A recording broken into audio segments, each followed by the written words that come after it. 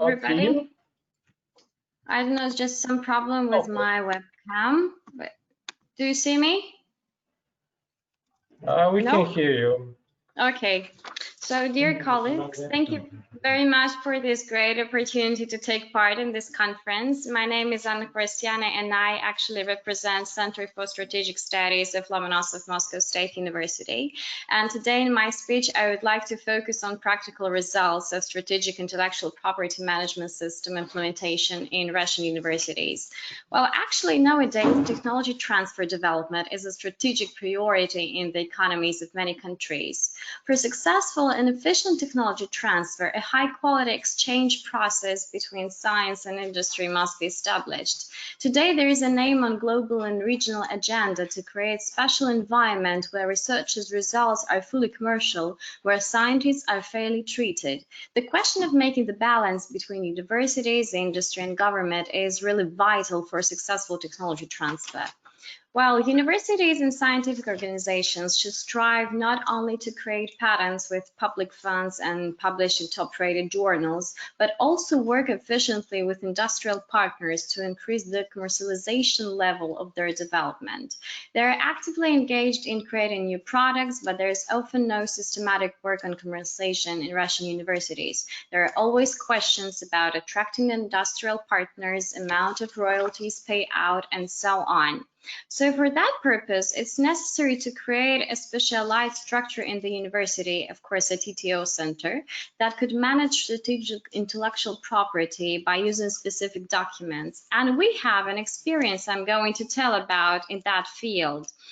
This system helps to build the commercialization step by step. Speaking about the strategic priorities of such a system, it should be working for the researchers, university administration, and industrial partners to make beneficial cooperation. This approach guarantees all the parties' interests to be considered and minimizes the risk to lose intellectual property. It can also help to build the researcher's reputation, attract new employees, and finally meet the federal demand for using the knowledge for the national economy benefit. So in Russia, in 2017 was created National Association of Technology Transfer. That's some kind of a new multifunctional communication platform that combines education, legislation, consulting, expert activities in the technology transfer field.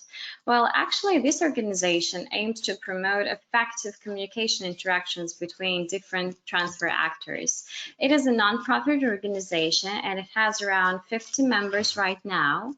The work is organized by the working project groups, and one of them organizes an intellectual property management system in higher education institutions and, of course, holds specific events.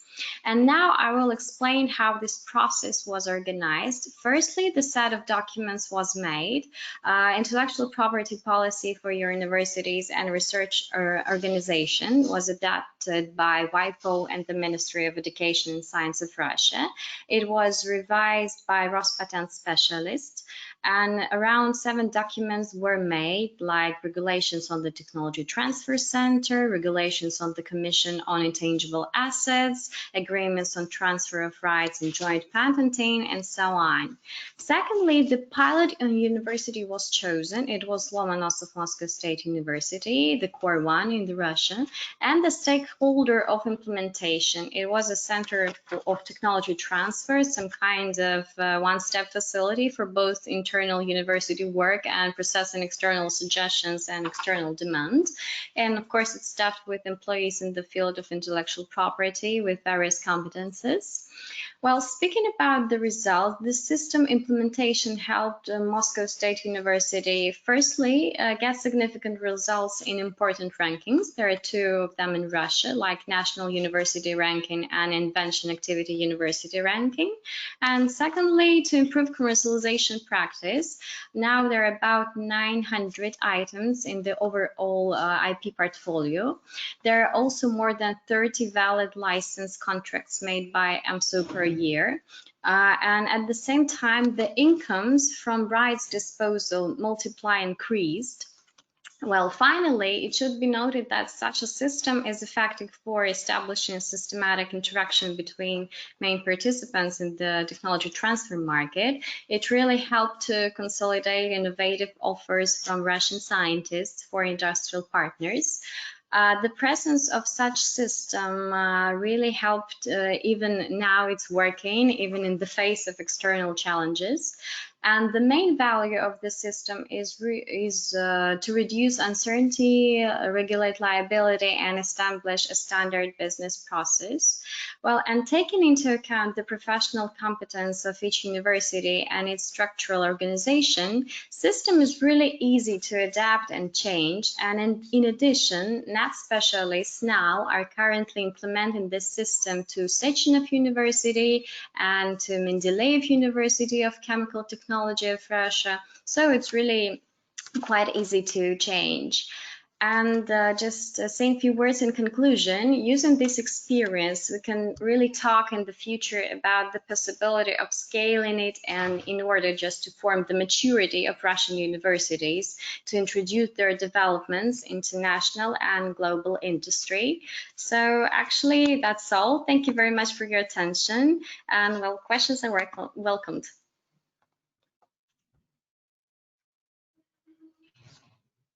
Okay, time for questions. Mm-hmm. We have a question from France Podobnik. Mm-hmm.